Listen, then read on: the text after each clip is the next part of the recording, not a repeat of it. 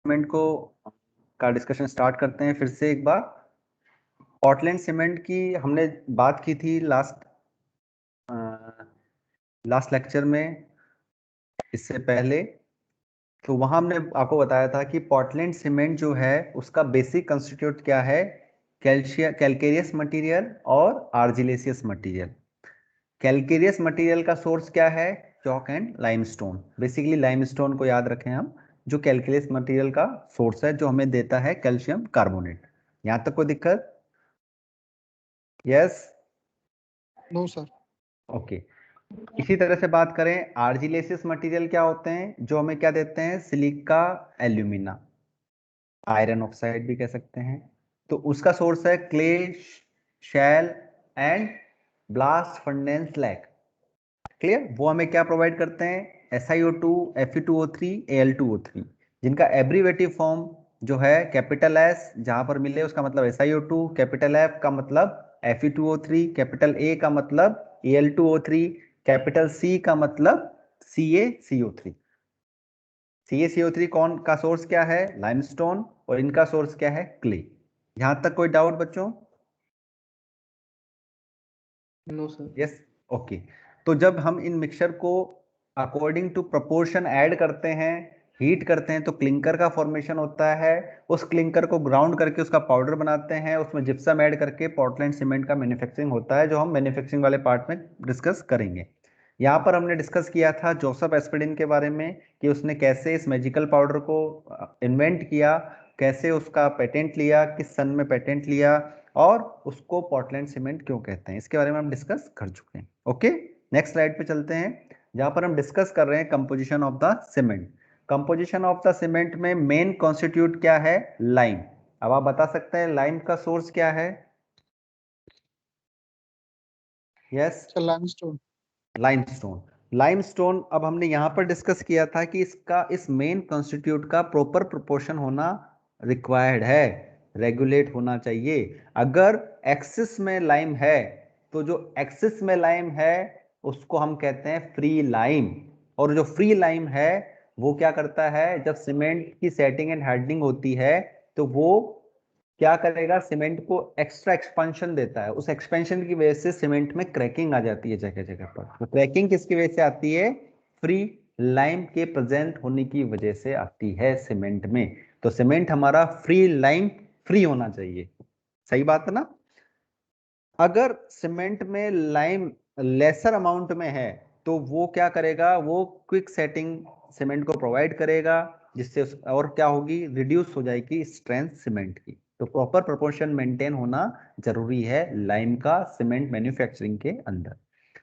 Second बात करें हम सिलिका, जो कि 17 to 25% होना चाहिए। सिलिका जो होती है वो सीमेंट को स्ट्रेंथ प्रोवाइड करने में हेल्पफुल होती है। इसी तरह से बात करें एल्यूमिना, एल्यूमिना का याद रखिए बेसिक रोल है ना वो क्विक सेटिंग में है। जहां पर भी क्विक सेटिंग की बात आएगी, या आप ऐसी सीमेंट के बारे में अगर फ्यूचर में एक्सप्लोर करेंगे जहां पर सेटिंग टाइम चेंज करना है, तो वहां आप देखेंगे the proportion of alumina, the proportion of aluminum oxide varies।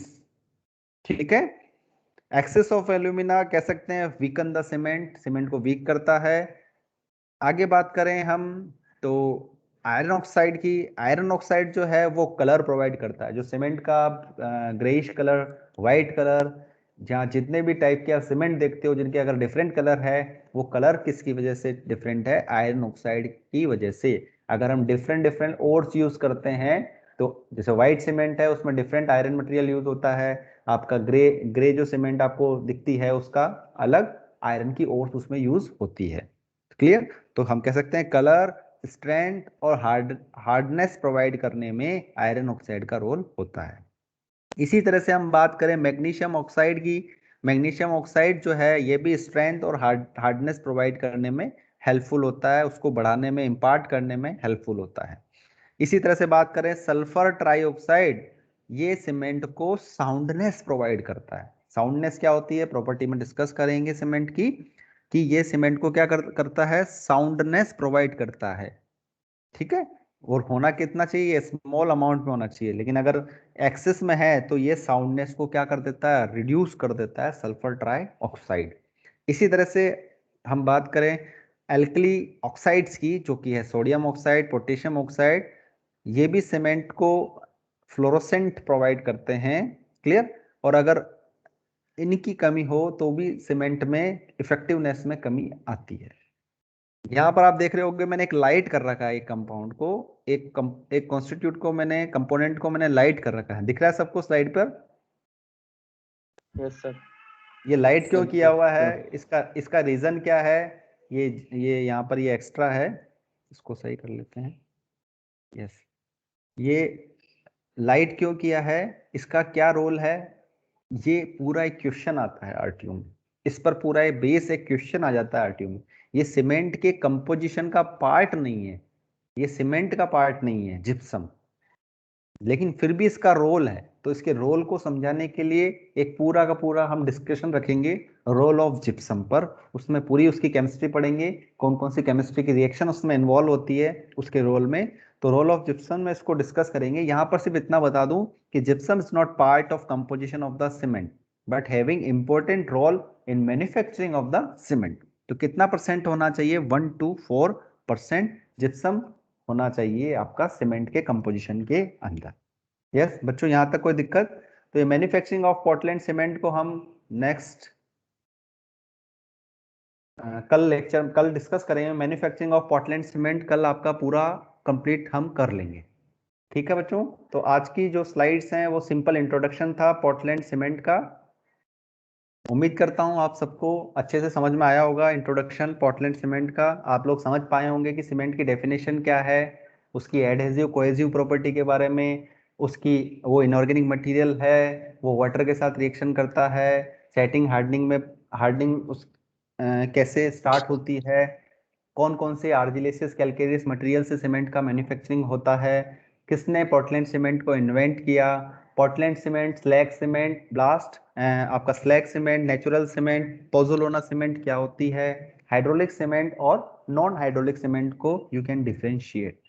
ये सब आज हमने डिस्कस किया है। उम्मीद करता हूँ सबको समझ में आया होगा। इसके अलावा भी आपने वेरियस टाइप ऑफ सीमेंट का नाम सुना होगा, जैसे ordinary cement, rapid fast hardening cement, extra rapid hardening cement, आपका कलर्ड सीमेंट, आपका कैसे जंग रोधक सीमेंट, वाइट सीमेंट, ये सब सीमेंट के टाइप्स हैं। जब आप सीमेंट को जब अपने नेक्स्ट ईयर में सिविल आप जब पढ़ोगे तो आप अच्छे से इसको क्लासिफिकेशन काफी डेप्थ में आएगा आप लोगों के लिए।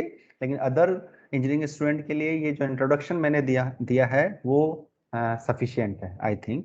और आप इससे ज़्यादा पढ़ना चाहते हैं, you can use any type of reference book, आप विकीपीडिया, आप स्लाइड शेयर पे बहुत सारे ऐसे मटेरियल हैं जो आपको एक्स्ट्रा नॉलेज आपको प्रोवाइड करते हैं। ओके बच्चों, आप लोगों को उम्मीद करता हूँ समझ में आया होगा introduction. Yes yes sir. Yes sir. Okay, आप लोग तो सर इसको, हाँ एक सेकेंड। सर वो लास्ट वाला जो स्लाइड था ना उसमें ऐसे लिखा हुआ था 60 to 75%, 3 to 2%, ये क्या था सर ये? बेटा ये कंपोजिशन ऑफ पोर्टलैंड सीमेंट है। जब हम पोर्टलैंड सीमेंट को बना लेते हैं ना, तो पोर्टलैंड सीमेंट के हाँ अंदर जो मटेरियल्स आता है, हम उसकी केमिस्ट्री पढ़ेंगे अभी मैन्युफैक्चरिंग के अंदर। उसमें जो होते हैं 4 मटेरियल बनते हैं बेसिकली, वो जब हम मैन्युफैक्चरिंग में देखेंगे तो उसमें जो कैल्शियम ऑक्साइड जो हमारा सीमेंट है उसमें इतने परसेंट होना चाहिए, सिलिका इतने परसेंट होना चाहिए, एल्यूमिना। तो ये एक रेंज दी हुई है। मतलब जो मैंने आपको बताया अभी डिफरेंट टाइप की सीमेंट्स होती है, उन सब में जो होती है ये रेंज अलग अलग होती है। इस रेंज के बेस पर ही कोई क्विक हार्डनिंग सीमेंट होती है, कोई सीमेंट आपकी जो है उसकी हार्डनिंग फास्ट होती है, किसी सीमेंट की हार्डनिंग स्लो होती है। क्लियर। तो जो उनका सेटिंग टाइम होता है वो डिफरेंस होता है, उनकी स्ट्रेंथ जो होती है वो डिफरेंट होती है। ये सब इन प्रोपोर्शन पर डिपेंड करता है। Okay okay sir. Okay sir. मैं एक बार